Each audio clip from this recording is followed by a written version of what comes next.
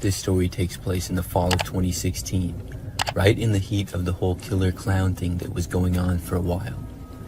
My cousin and I were both in middle school at the time, and I was staying over at his house one night.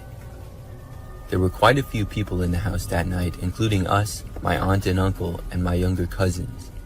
It'll be easier to understand the story by explaining the layout of the house and yard first. They lived in a rather large double-wide trailer that they bought that was positioned on a flattened part of a hill. Their driveway is a rather steep gravel slope that connected to the road at the bottom of the hill. Behind the house and up the hill was nothing but woods. My cousin and I were the only ones still awake this night, watching TV in the living room. We kept hearing noises in the woods behind the house. We could see into the woods from the window in the living room where we were sitting, but we didn't pay much attention to the noises since it was kind of windy. Plus, my uncle had lots of motion lights outside the house. The motion lights were positioned in the back facing the woods, the side door close to the driveway on the opposite side of the house, and on the porch that overlooked the front yard and the road. Because of all the motion lights, we weren't too worried about anyone or anything being outside, since anything out there would trigger the lights. We had heard lots of stories and watched lots of YouTube videos about the whole killer clown thing that was popular at the time. Personally, I didn't think that it was real. I thought it was just prank videos. Also, we live in a small town in northeast Tennessee where everyone owns some sort of firearm, including my uncle. We were never afraid of anyone dressing up as a clown and trying anything. The only lights on in the house were the TV and the dim light up above the kitchen sink that was only a few feet behind the couch. Suddenly, the motion detector light in the backyard turned on. We noticed, but we didn't think anything of it. The lights were set on a 10-minute timer, and if it detected movement, it would stay on and turn off after 10 minutes if no other movement was detected. After 10 minutes, they went back off, so we figured that it was just an animal, which wasn't uncommon. After about 20 minutes, I went to the bathroom down the hall. I did my business and washed my hands. But when I came out of the bathroom, the motion light on the side of the house by the side door that entered into the laundry room turned on. I could see it shining through the thin blinds that were on the door. I heard what sounded like footsteps on the gravel outside, and then the doorknob started rattling quickly like somebody was trying to open it. Luckily, the blinds were shut, so whoever it was didn't see me. I ran back into the living room to tell my cousin. My cousin had heard the same thing I did, because he was already up and halfway into his dad's room to wake him up. At that point, I saw the light from the front porch come on, so I got up to look out the window that looked out to the porch, but I couldn't see anything. My uncle had quickly grabbed his pistol and a flashlight and was out on the front porch looking for whoever or whatever it was. My cousin and I were behind him on the porch watching. He looked around with the flashlight for a bit, and eventually we saw something. There at the bottom of the hill in the ditch by the road was someone dressed up as a clown in a cheap-looking costume. The clown was facing up the hill towards us, and it just looked at us and waved. My uncle fired a warning shot, and the clown ran across the road and into the woods. My cousin and I didn't sleep anymore that night, while my uncle stayed out on the porch for a few more hours to make sure that nobody came back. I don't doubt that it could have just been a high school kid playing a prank trying to scare whoever was in the house. After reading some more experiences with these clowns of people's lives actually being threatened and endangered, it still scares me to think of what the clown would have tried to do if he was able to get inside the house.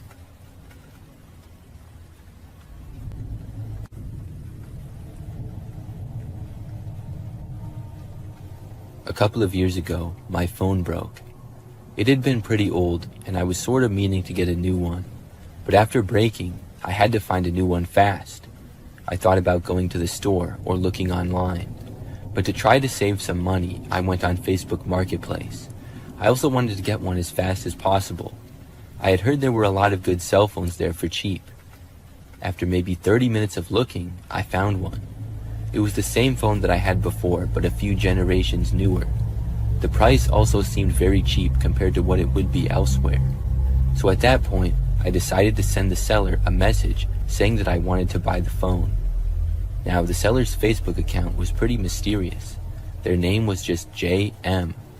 I clicked on their profile, and they did not have a profile picture. There wasn't much information about them either. Still, I didn't think that was too big of a deal, and I contacted them. It did not take long before I heard back. The seller, Jay, I guess, told me that I could buy the phone as soon as that night, and I agreed. I suggested that we meet at a local shopping center.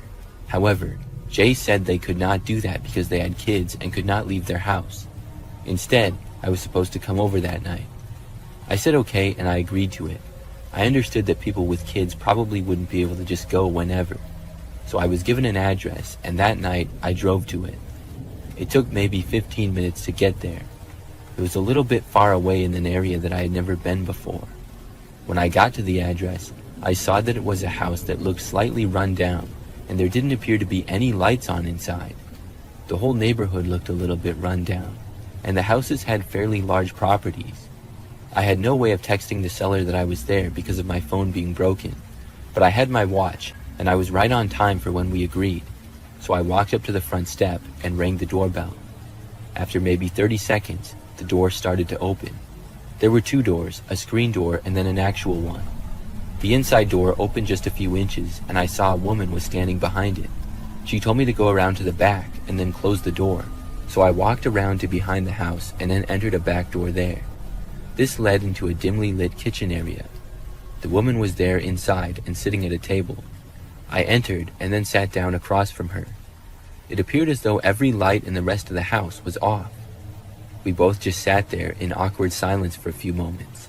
Then I mentioned the phone, saying I would like to buy it. The woman said that she would go and get the phone and got up. I kept sitting at the table. She left the room and I waited at the table. The whole thing so far had seemed really strange. As I looked around, I saw no signs of her having kids. So I waited at the table for at least a good 5 minutes. I didn't know what was taking so long. Did she lose the phone or something? I decided to ask. I called out asking if she was okay, and she called back from the other room saying yes, and it would just be a moment. So I kept sitting there, but then at least 5 more minutes went by. I was starting to feel nervous. It was just really strange. When she left the room, she didn't turn any other lights on either. I could barely see around the kitchen as it was. Eventually, I got impatient and I stood up. I walked to the end of the kitchen and to the entrance of what appeared to be the living room. There was no sign of the woman. I called out again, asking what was taking so long. This time, though, I got no response. I kept standing there looking into the living room, and there was a hallway at the end of it. It was really dark, like I said, but after standing there for like a minute, I thought I saw the woman cross the hallway. She did not bother to say anything or acknowledge me. This was really weird. I walked back into the kitchen. I thought about things, and then I decided to just leave. This whole situation was creeping me out, and I didn't know what was going on. So I walked over to the back door, left, and then walked back out to my car. When I did, I looked back at the house. I saw now that one of the lights was on in a front window which hadn't been before. The woman was looking out of that window and staring at me from inside. It just really creeped me out. I got back inside of my car and drove home. After that, I went and bought a cell phone from the store.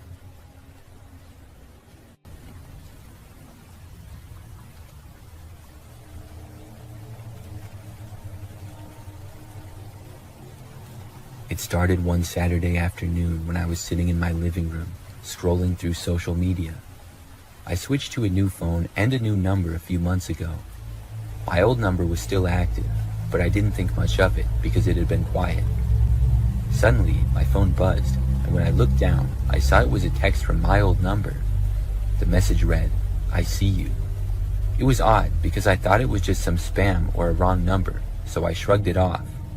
A few hours later, another message came through saying, "You don't remember me?"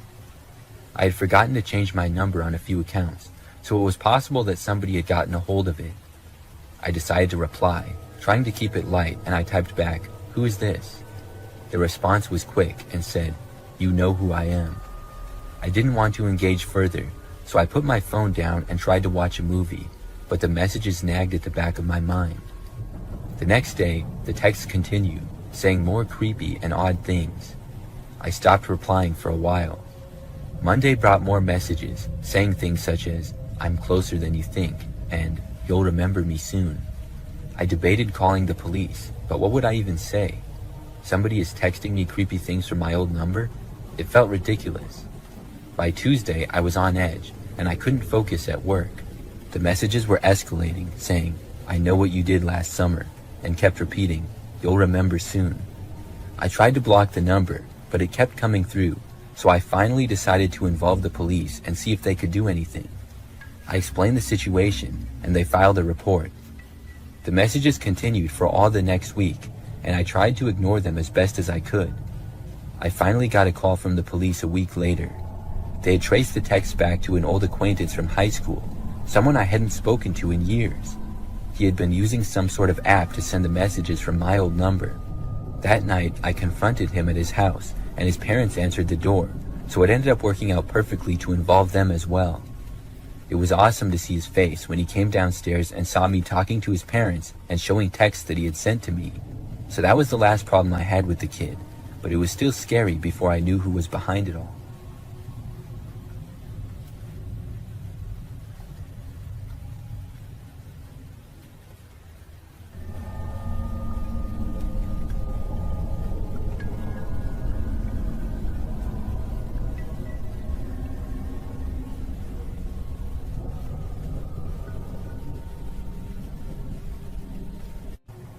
I was selling a desk on Facebook Marketplace a few years ago. It was a pretty nice desk in my opinion, and I had bought it from IKEA just 2 years prior. However, I was going to be moving and I decided to get rid of it. During this time, I lived in a smaller house by myself. I remember that after I made the listing for the desk, it took a couple of days before I got any responses. When I did, I got a message from a man named Charlie. He said that he wanted to buy the desk. There wasn't a whole lot of conversation between us other than that. I was happy that somebody wanted to buy it, and I made sure that he was good with the price, which he said that he was. I thought the price was reasonable, so I was glad to hear that, and then I gave him my address. We agreed that he would come by the next evening at about 5 o'clock. And when the next evening rolled around, I had the desk just inside of my front door for Charlie to come and buy. He got there at about 5, and I let him inside of my house. Charlie was skinny with somewhat curly blondish hair. He was wearing a sweatshirt. After we said hi to each other, I showed Charlie the desk and I told him that I could help him take it to his car. Charlie went up close to the desk and looked at it. After a short time, he told me that the desk did not look like it did in the pictures. I asked him what he meant. I was very confused because it was exactly the same as the pictures. I had taken them just days prior when I had listed the desk, and I really hadn't touched it since. Charlie said that it just wasn't how he thought it would be. Then he said that he decided not to buy it. I was disappointed, but I said okay. Then he turned and left. I was confused by what he had said. I'm not sure what exactly he was expecting, because in my opinion, the desk was just as it was advertised in the listing. I decided to just move on, and hopefully somebody else would want to buy it. So the night went on, and I ended up staying up pretty late. It was nearly midnight. I was in the other room, and I heard the sound suddenly of somebody trying to open the front door. When I heard this, I walked over and looked out of a front window. I saw a man standing there, wearing a hat that was mostly covering his face. But I then realized that this was Charlie. I didn't know what he was doing. After literally trying to open my front door, he then walked away, but he didn't leave. Instead, he walked around to the back side of the house. He tried that door, which thankfully was locked. After that, things were quiet for a bit. Then he returned to the front. This time, he actually knocked on the front door of the house, but I was not going to answer it. After being at the front door, he moved to several windows. It seemed like he was trying to look inside. I had covers for most of them, but I could still see his shadow on the other side. After he was still in my yard prowling around for that long, I decided to call the police. I told them the whole story, and within 10 minutes, an officer was there. Meanwhile, Charlie had stayed there the whole time. When the police arrived, he tried running, but was quickly caught. He did not break in, and I think he ended up getting off for the most part. I have to think, though, that he was trying to find a good place to break into my house. I'm really glad that he didn't.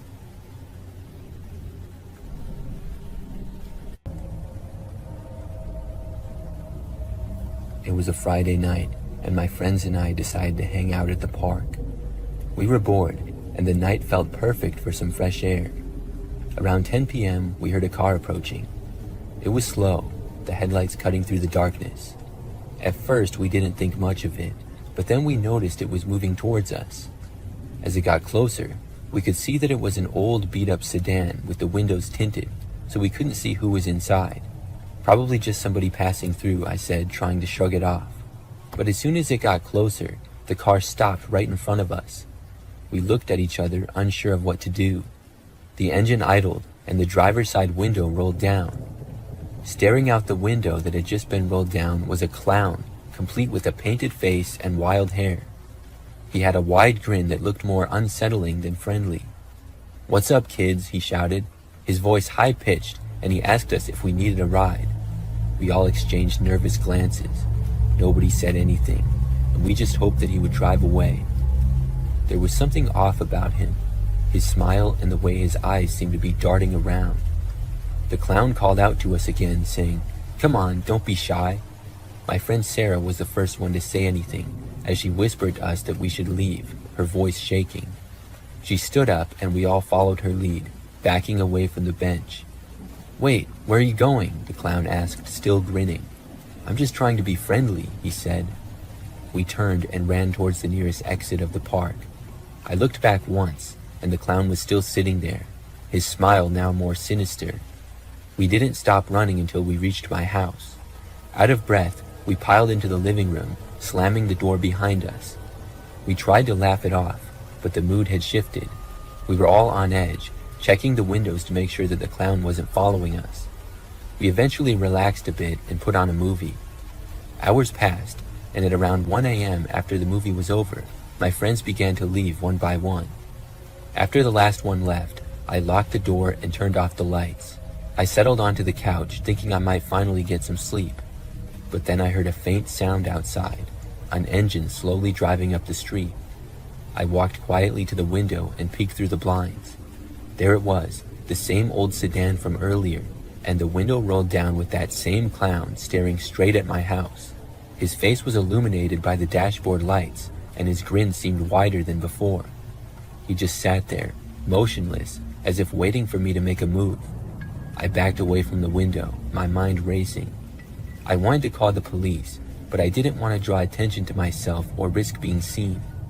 I stayed away from the window, pacing in the dark. The engine continued to run, and I could hear the faint sound of some circus tune music playing. Minutes stretched into what felt like hours. I didn't want to look, but curiosity gnawed at me, so I moved back to the window to take a look outside. I could see the clown now tapping his fingers against the steering wheel, still wearing that disturbing grin. Suddenly, he turned his head towards my window, as if sensing I was watching. My heart stopped, and I ducked down quickly, wondering if he had seen me. After what felt like an eternity, I heard the car door slam. I held my breath, waiting for the sound of footsteps.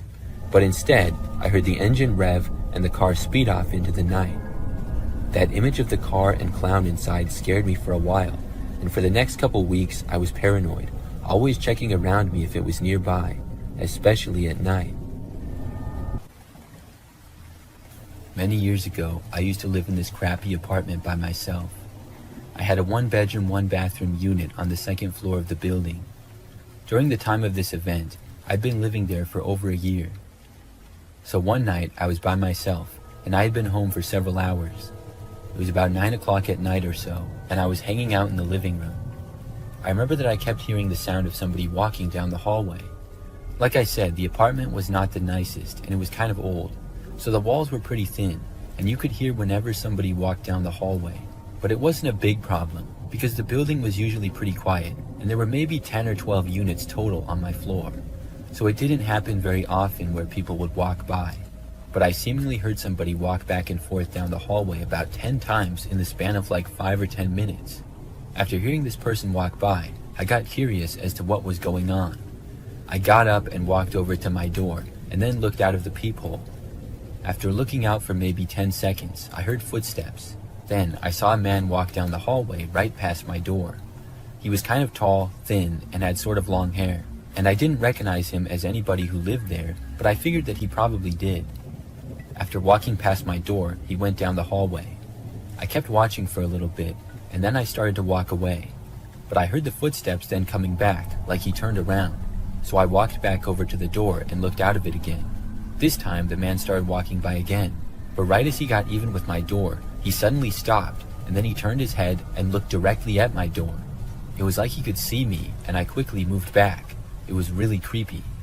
The guy started standing there right in front of my door. I did not go back to look. Instead, I went back into the living room. But a short time later, I heard a knocking on my door. I had a bad feeling about it, knowing that it was the strange guy who was walking up and down the hallways. Obviously, I had no clue what he wanted, but I also didn't want to know. So I did not get up and go answer the door, but he continued to knock.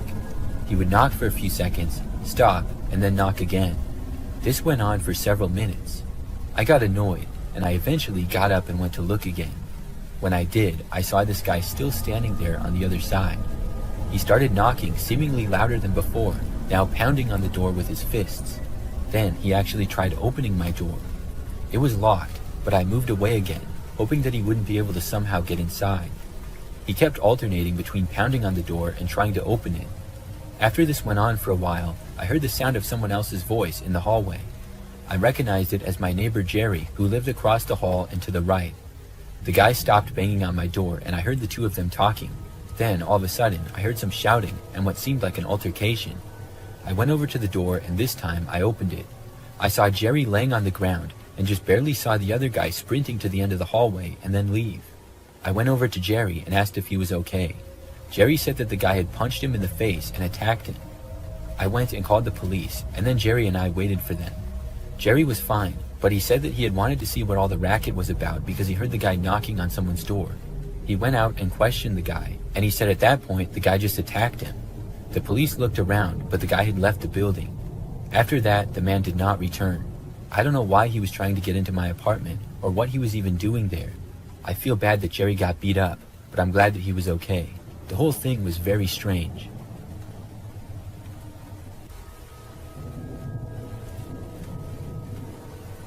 Several years ago, I moved into a new apartment. This one was nicer than the previous apartment that I had been living in, and I was excited to live there. I got a one-bedroom place on the first floor of the building in an apartment complex that had a few different buildings. So after moving in, within probably 2 weeks of living there, I remember that I got this strange text message. I did not know who it was from because I didn't recognize the number. The text just said hi, and I ignored it, assuming it to be a wrong number or something. Several days later, though, I got another text. It was from the same number, but it said, "I can see you." I found this to be more suspicious now. I wondered if this was actually a wrong number or maybe something else, but quite possibly it was just a prank from a random number. I texted back asking who it was. They did not respond though. I got up and went over to my window and closed the blinds. It was nighttime, and I had a very large window that led out to a patio. Next to that was a small courtyard that connected to the other apartment building. I wondered if somebody could in fact see me, but I didn't really think so. I didn't get any more texts for the rest of that night. Either the next night or the one after, I actually got a call though. When I saw the number was calling me, I hesitated before answering, but my curiosity got the better of me. Even though I was really nervous, I picked up. I said hello, and there was a pause before I heard a whisper of a man on the other end. He just said that he knew where I lived and that I was home. I didn't know what to make of this. I tried asking him who it was, but then he hung up on me. By now, I was really creeped out about this whole situation.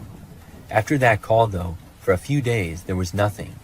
Everything was fine, and there were no texts or calls. I was starting to forget about it, until late at night when there was a random knock at my door. I was in the other room, and instantly thought that the knocking might be connected to the strange texts and stuff. I didn't want to answer it, so I didn't. The knocking continued on and off for about a minute or two. When it finally stopped, after a couple of minutes, I got up and checked the door, as well as the hallway. There was nobody there anymore. I was really nervous, but I didn't go to the police or anything.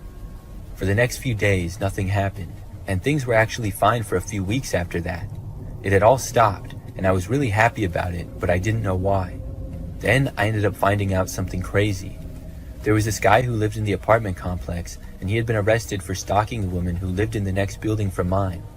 When I heard the details of the case, it sounded very similar to me. He had texted and called her repeatedly before somehow entering her apartment one night. She managed to escape and call police, leading to the guy being caught. When I heard this, I realized why it had stopped, because the man was caught. I'm really glad that they got him when they did.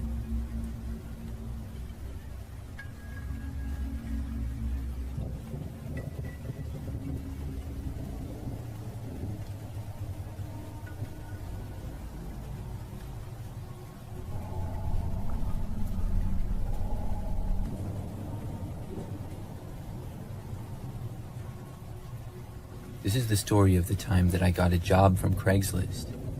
Years ago, when I was in college, I hardly had any money. I was really busy, and I remember during the summer one year, I got this internship, but I didn't get paid anything for it. I was living with my parents, so I didn't have too many expenses, but I still wanted to have a little bit of money. I couldn't get a job because I didn't have enough time in my schedule. But that gave me the idea to look on Craigslist for something that I could do on a weekend sometime. I knew that there were people who would pay money for you to do yard work for them or something. And yard work was exactly the type of thing that I was looking for. I was pretty confident in my skills, and after looking on Craigslist for a couple of days, I saw an ad that interested me. It was a man who said he needed somebody to do quite a bit of work on his property. The job would take several hours at least, but he was willing to pay good money for it. And the guy also said that there was potential that he would need work done again another time. The ad did not have a specific day, but said to contact him for more information. So I reached out, and pretty quickly I got a response. We arranged a meeting of basically a job interview at a local restaurant. The man's name was Robert, and he seemed to be a nice guy. He said that he owned several houses in the general area. Some he was fixing up to sell, and others to rent. He recently bought a house that needed a lot of yard work done to the property. He said that if I wanted, he might need me for another property in the future as well. The man asked me what day I would be available to work, and I told him. So he gave me the address of the house and said that I could have the job. When the date we agreed on several days later came, I drove to the house and got there when I was supposed to. Robert was not there, but he was at another one of his properties. He said that when I was almost done working to text him and he would come by and pay me. Then I started work. The property of the house was a little bit out there in the country. I was supposed to mow the grass, do some weeding, pick up all the tree branches and stuff in the yard, and then plant a bunch of these flowers that the guy had. The yard was pretty large in both the front and backyard, and at the end of the backyard was a large woods. I'm not sure if that was still his property or not, but I believe at least part of it was. It was definitely a lot of work, but I didn't mind it too much. About an hour in, when I was mowing the grass on the guy's riding mower, I saw something off.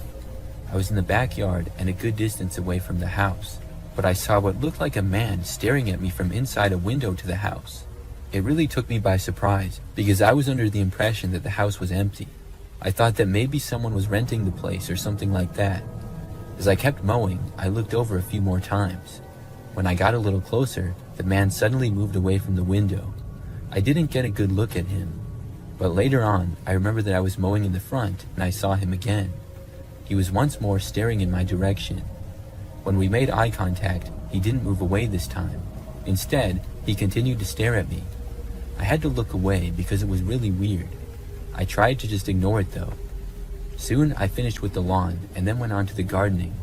Once more though, as I was doing this, I noticed the guy staring at me. Not too long after that time, I remember that I got a call from the owner of the house. He was just asking me how things were going and said that he would come by in a little bit. I said that it was going good, but then I decided to ask him if somebody was renting the house. The man said no, the house was currently vacant. I told him how there was a guy inside that kept staring at me. The man told me that he was going to call the police, and he was also going to come over as soon as he could. He recommended that I go to my car and wait in there until the police arrive. I took his advice, and I stopped working and went to my car. I was parked on the side of the street out front, and I kept looking to the windows but no longer saw the man. About 10 minutes later, the police arrived, followed by the homeowner about 2 minutes after that. He opened up the house for the police and they went inside. About 10 minutes later, they came out and said that the place was empty. The man must have left.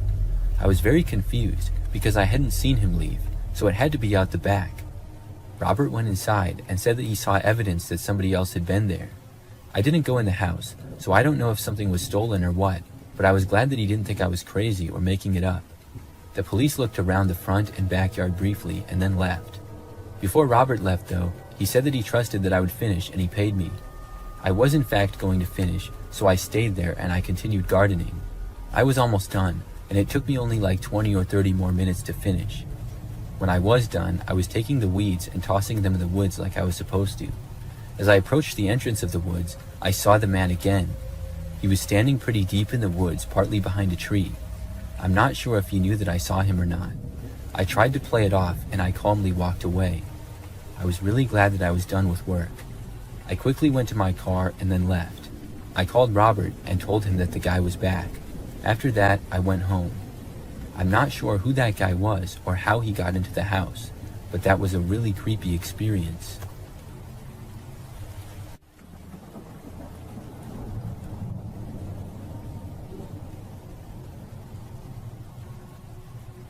When I was a freshman in college, I lived in the dorms and I got a random roommate.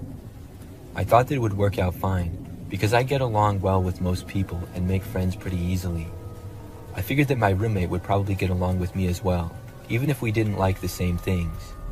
Obviously, I hoped that he would have similar interests and maybe we could become good friends, because I didn't really know anybody else at the university that I was going to at the time. Well, when I moved into the dorms, my roommate was not there. His name was Ryan, and his stuff was there, but I wasn't quite sure where he was. After my parents had helped me finish moving in all my stuff and left, Ryan was still nowhere in sight. In fact, he did not show up until the next day. It was when I got back from my first class and had a little bit of time left before my next one. When I entered the room, Ryan was just there, sitting at his desk and apparently doing homework. Ryan was about average height and weight, had glasses, and short blondish colored hair. Right away, he did not seem very friendly.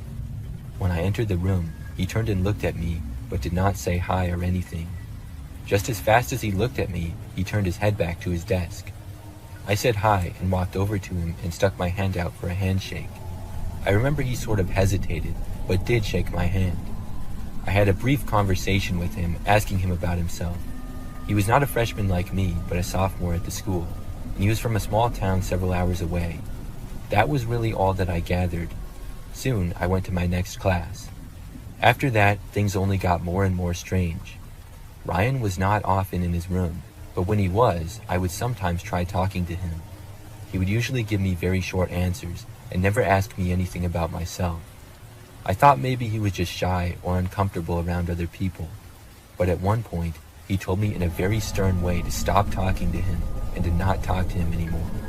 It was pretty rude, and I no longer felt like he was just a shy kid, but a kind of rude one. Still, I didn't want it to be a terrible semester, so I chose not to argue or anything. I decided to just let him be on his side of the room, and I would do my thing on my side. As the weeks went on, Ryan would be gone for sometimes days at a time. I would wake up and he would just be gone.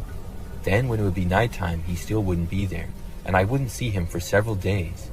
Then, typically, he'd just walk into the room like nothing happened, or I'd come back and he'd already be there. I never bothered to ask him where he was though, knowing that he didn't want me talking to him.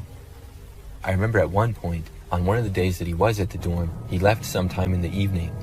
Hours later, at probably like 11 o'clock at night or so, I remember I heard talking in the hallway. It got louder, and I realized that two guys were arguing. I recognized Ryan's voice to be one of them. He loudly told the guy to shut up, and a few seconds later, he walked into the room. I found out the next day that it was another guy who lived on our floor who he yelled at. Apparently, all the guy said to him was, "Hey, how's it going?" when they passed each other in the hallway. Ryan snapped at him immediately, telling him not to talk to him, which made the other guy angry. They argued briefly before Ryan walked away. I found this out because the other guy came up to me and told me that my roommate was really strange. That's when we had the conversation, and I was kind of creeped out by Ryan's erratic behavior. As the next few weeks went on, I was hoping to be able to get a new roommate when the next semester rolled around. In the meantime, I just ignored Ryan and he did the same to me. It really wasn't that bad because he was typically gone, so it was mostly like I had my own dorm to myself. You just never knew when Ryan would be back or how long he would be there. So one day, I remember that I got up and went to class. Ryan had been gone for the whole night and was still gone when I got up and left. I was away for several hours attending my classes. When I returned to the dorm room, I went inside to see everything on my side of the room just gone. It was the craziest thing that I'd ever seen. The bed, desk, and chair that came with the room were still there, but literally everything that I had was gone. My books, my blankets and pillows, clothes, snacks, and everything was nowhere in sight. Ryan's side of the room looked exactly the same, and Ryan was not there. I went inside the room and looked around, trying to figure out what happened. I was sure that I locked the door when I left, and I immediately suspected Ryan. I started to look on his side of the room.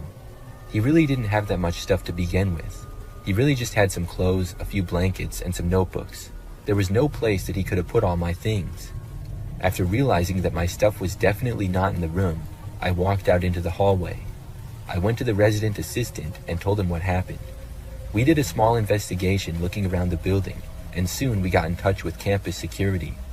Unfortunately, the dorm building was really old and did not have any security cameras inside of it. Luckily, I had made a few friends by that point in the school year. One had a dorm room all to himself, so I stayed in his spare bed for the next couple of nights. An investigation was done, and Ryan was nowhere to be seen. Several days later, though, my things were found. They were located a little ways into a woods just off campus. He had tossed all my stuff there. Ryan, meanwhile, did not show up for the entire rest of the semester. I was given a new dorm room all to myself by the school, and they also gave me a gift card to buy some new stuff, so that was nice. But as far as I'm aware, Ryan never showed up to campus again. I have no idea where he went. He was a very strange guy, but I'm glad that I didn't have to live with him any longer.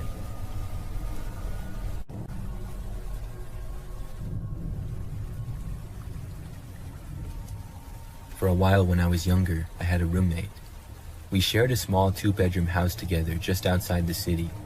I didn't know the guy until I moved in, but I didn't have any money and I needed a roommate to afford renting the house, so that was the only reason that I lived with him. We both paid half the rent of the house, and the place was not very nice and pretty cheap.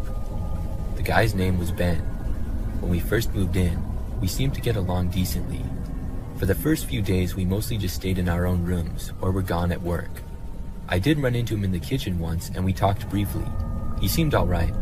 However, about a week or two into living there, and one night I was awoken to the sound of somebody banging on my bedroom door.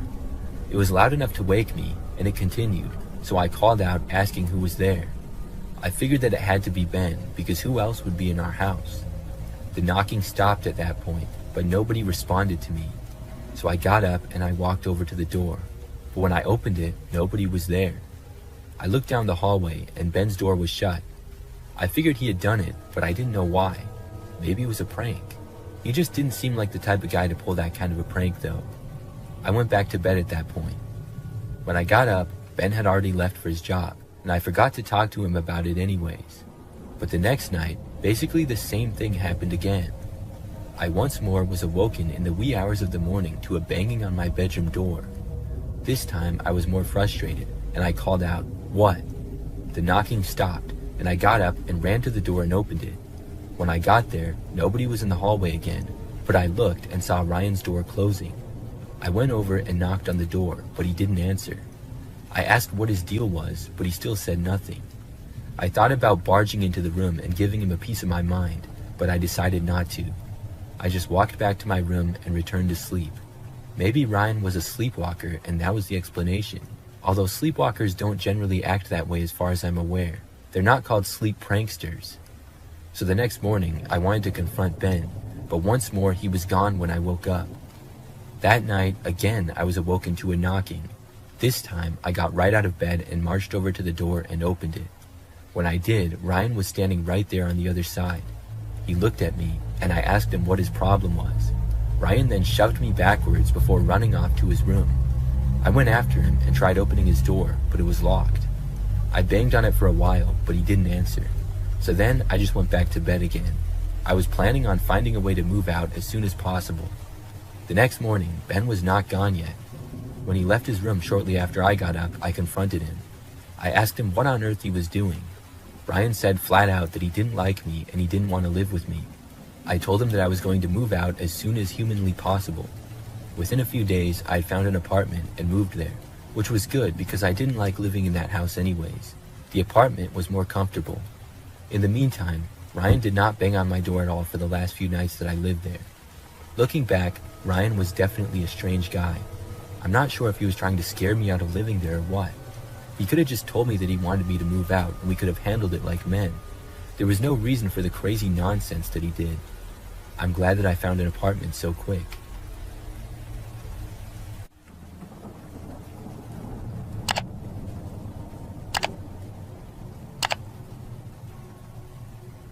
I don't go on Facebook that much, but I do go on from time to time, and last year something really strange happened.